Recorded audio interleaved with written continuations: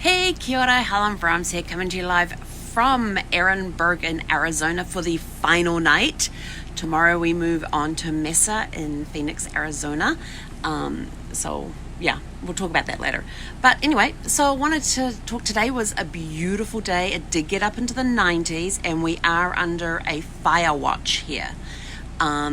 Didn't get a lot of sleep last night. You can probably tell by the suitcases currently under my eyes, because I kept smelling smoke, and it wasn't just any smoke. It was that kind of rubbish burning type of smoke. Now, I know when I arrived yesterday, about a mile away from the intersection where I turned left to come down to the campground, if I'd gone right, there were two places where they were doing burn-offs. So I'm not sure if it was blowing from that or what it was, but today I woke up to find out we're under a fire watch. It was a gorgeous, gorgeous morning. It was beautiful outside, and because the side that the passenger side of my RV is on the northern side, faces north, of course my awning everything is under shade there, and I thought, I'm going to go and sit outside, but I don't have any outdoor seats to sit on. That's on my list. So I have a big picnic blanket thing that folds up into a small cushion, so I undid that, threw it down there, and thought, I'm just going to come and sit out here on the ground and do some writing, and went out there, and I'm busy out there enjoying it. If you want to see a picture of it, go check out my Facebook page. It was beautiful out there. There was this light breeze blowing, but I was also getting covered. It kind of looked like snow, but it turned out to be ash. So the light breeze was bringing in little sprinkles of ash as well. So I'm not sure where they were blowing in from. You are allowed fires here as long as they're in containers that have the screens on them. So I'm not sure where the ash was coming from, if it was from the fires yesterday or anything like that. But it was just these little tiny, tiny things. And so I'm sitting out there. I've been out there for like about an hour or so, and felt something.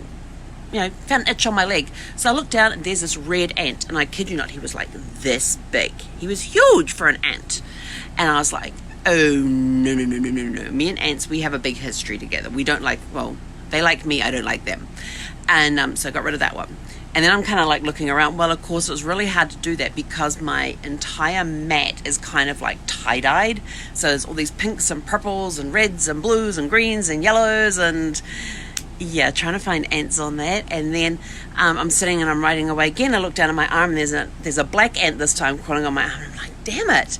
And I looked down on the right and on the mat, and I happened to see a couple of red ants down there. And I thought, you red ants, aren't they like the fire ants or something that you got to be careful of? And I'm like, screw this.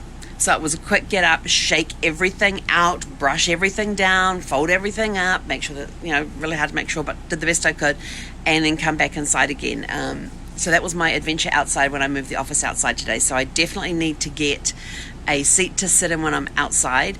Have in mind what I want. I just gotta... It won't be this month. Maybe I'll do it for a birthday present to myself this year. Maybe that's what I'll do. I'll have to wait till December. So came back inside, and... I might do that. I think that's going to be my birthday present to myself this year, is a couple of outdoor chairs, and I need two. One for me and one for somebody to come and sit and talk with me. See? I was going to get out and do a walk around tonight and do a Facebook Live around the campground, but I kind of got sidetracked in time with these things, index cards. I find them great for my writing, and what I do with the index cards is I put ideas on them. It's one idea per index card. So, for example, I'm working on several different book series. Oh, and by the way, I came up with another one today, which ties into the other two. So 4 years ago, for those that you don't know the story, 4 years ago, I'm doing a 1,500-piece jigsaw puzzle. By the time I'd finished the puzzle, I had a complete book series mapped out in my head. I knew who the main characters were.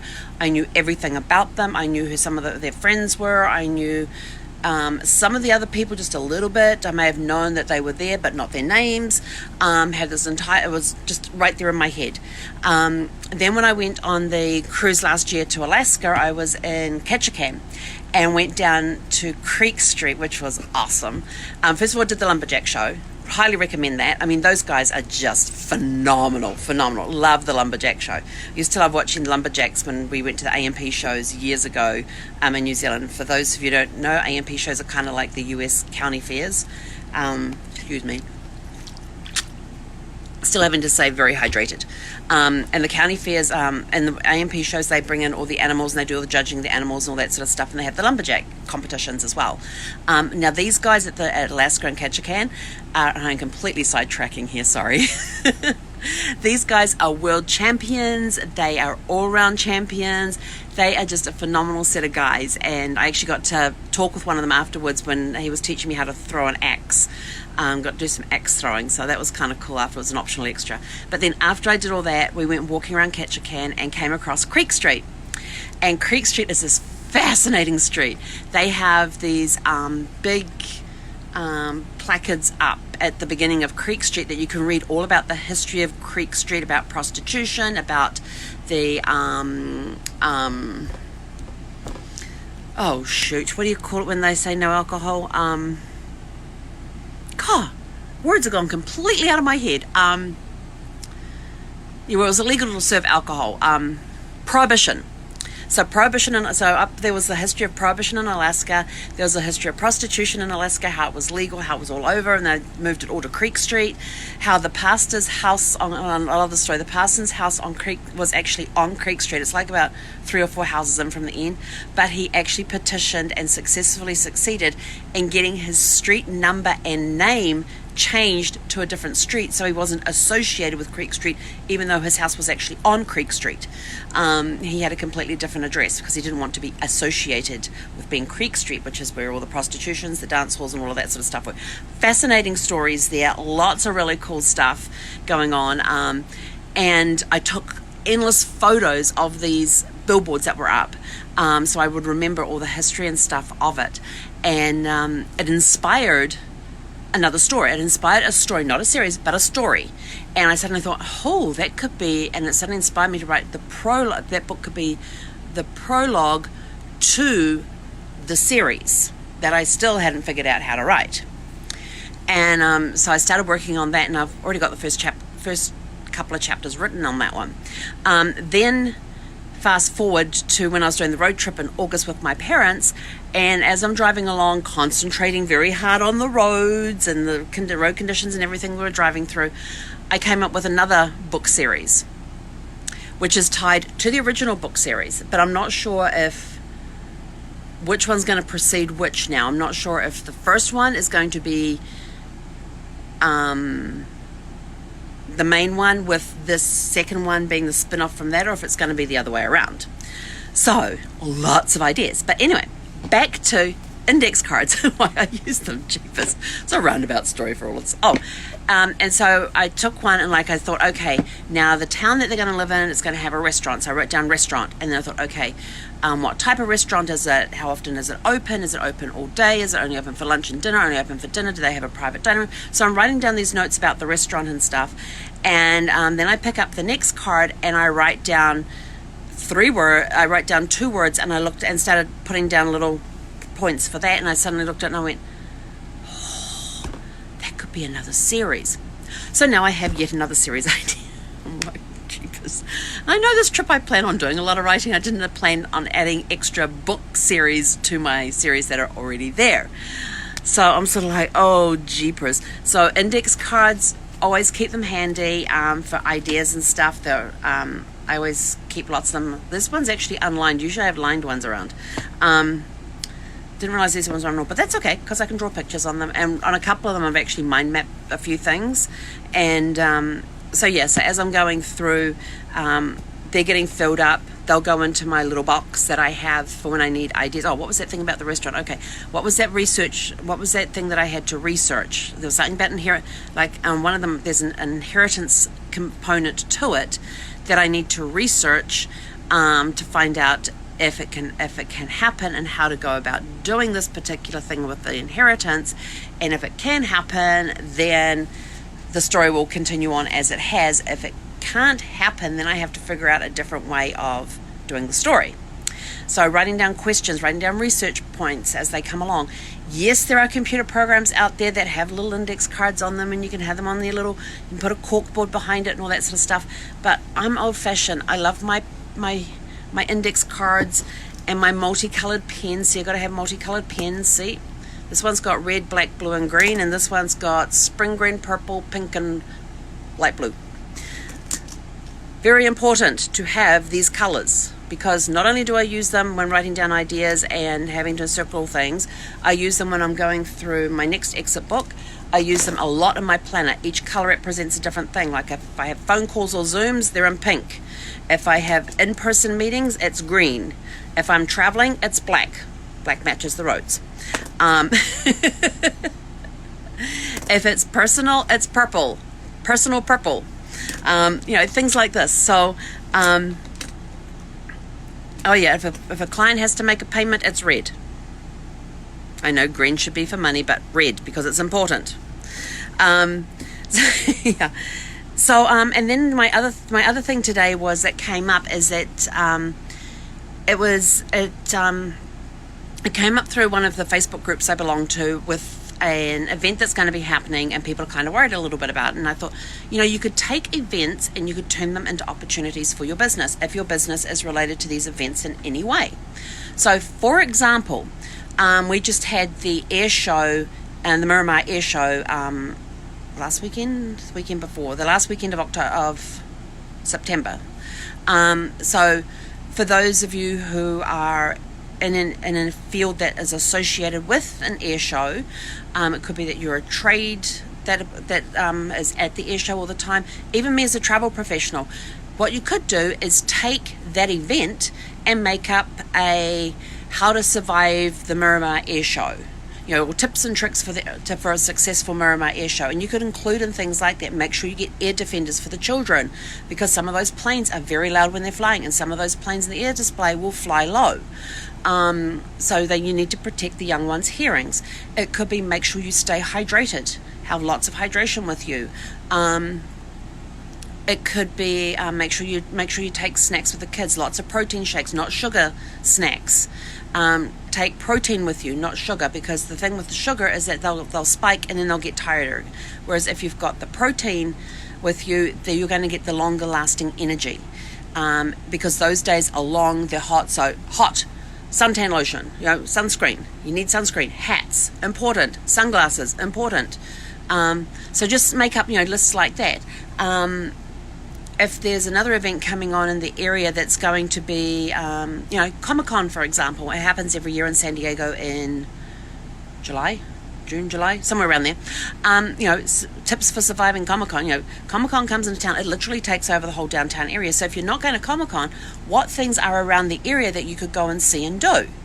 And make a list of, go spend a day at the zoo, go do this, go do that, different things. And, top 10 things to see and do while Comic-Con's in town. Go people watching. Find somewhere to sit and watch people walking around in costumes. Just adding value to your clients based on the type of business that you have. And it doesn't need to be salesy. All you're doing is just adding value and content to your clients. You're giving them something that they could use. They may not be able to use it. They might use it. They'll think, hey, this is a really cool list. I don't need it for now, but, as a travel professional, what is to see and do in San Diego that doesn't involve Comic-Con? What other things could I send them off to see and do? If, for example, I had a client coming into town, got them the hotel and got the hotel for them and everything. Or actually, he got the hotel, got the rental car. He didn't want to go to Comic-Con, but his wife had tickets to go. So she went off to Comic-Con and he went and explored San Diego. And he said, what can I see and do in San Diego? I sent him a list. So why can I not send him the list, but also publish that list? So I will send it to my clients who are in the San Diego area on tips to survive Comic-Con in San Diego, or survive the weekend when Comic-Con's on, or something like that. Hints and tips. Look at what events are coming up in your area, and how can you take your profession and turn it into something where you can provide value and content for your clients. Surviving the travel show. Travel shows come around every year. So giving them hints and tips, going with an idea of places you want to go and see and do, or places you want to learn more about, destinations you want to learn about. What's on your travel bucket list? Take those things, go to the travel show, purposely go to those destinations or those adventures if they're at the travel show, because you can research all of that beforehand by looking at the map on the website. And if you're a travel professional, you guys get discount tickets. So utilize that. Give your clients tickets to the show. Give them the code that they can use to get the discount tickets. I do that with my travel meetup groups. I put the events in there and say, here, go to this website, use this code, and you will get a $6 discount. Sometimes I get offered free tickets, and if I get offered the free tickets, I let them know that. But usually I do things like put the event in there on my travel meetup group and turn around and say, go to this website to register and use this code to get you a discount. And then I put in the meetup thing that I will be there on such and such a day. Look for me wearing my tie-dye shirt, my big bright rainbow colored tie-dye shirt with a big smiley face on it. I will be standing here at this particular point in the convention center outside the event. I will be heading in at this particular time. So if you want to meet up with me and walk around with me, do that. If you see me wandering around, come up and say hi. Bring your bucket list. And I tell them, bring your bucket list of destinations you want to go to. Map out where those destinations are going to be before you get to the event so you can maximize your time at the event. And so giving them hints and things, look at who the speakers are going to be. What speakers do you want to, so you can determine what's the best time for you to go. Because sometimes they have some really, really good speakers coming in, and people don't realize till the day they get there that these speakers are there, and they're sort of like, I have to leave by 12 o'clock because I've got to, it starts at 10 o'clock in the morning. I've got to leave by 12 because I've got to go do this, and that speaker's coming on at 1 o'clock. Well, if you'd known beforehand, you could have rearranged your day so you could maybe have gone to that. So it's giving them hints and tips like that, how to survive a travel show or how to make the most out of a travel show. Other things happening, I know I learned today that up in the Bay Area, PG&E are going to be turning off the power in certain areas for certain amounts of time. What are people going to do when there's no power? Hints and tips to survive a power outage. Things that you can go and see and do during a power outage. There's a really cool one for you. Provide value and content for your clients. It's so much fun. Think of things that you can do. Just stuff like that. So, that was it for me. Very long-winded today. I apologize. But anyway, that's it for me for today. Tomorrow we'll be coming from Mesa, Arizona. And if I get there, I definitely will get there early enough. It's one of my longest drives. It's 170 something miles. So it'll be the longest one I've done so far. I think it's like 173 miles from here to there. But basically it's a straight shoot down the 10, and then I've got a couple of turns to get off the 10 and go to the campsite. But yeah, so I will see you guys tomorrow from that. I may do a Facebook Live early again tomorrow, and I apologize for doing this one early, but I was taking a break from my index cards and I want to get back to writing them, and I thought, I'm going to do it now because otherwise I'm going to have to break trains of thoughts at 8 o'clock to come on and do this, and I didn't want to do that because if I get stuck back in this, I'm going to lose all track of time again. So if I'm going to go on early tomorrow night based on the weather, then I will let you know so that we can do the walk around the campground. And I'm sorry I couldn't get the walk around here, but I did put the photographs up, and it's an amazing place. I didn't get to go for a walk today, and I think this is going to be my day off on exercise, I think. Yep, today's going to be my day off this week for the exercise. Anyway, have a super fantastic sparkling evening, and we will catch you guys tomorrow from Mesa, Arizona. Hekonera.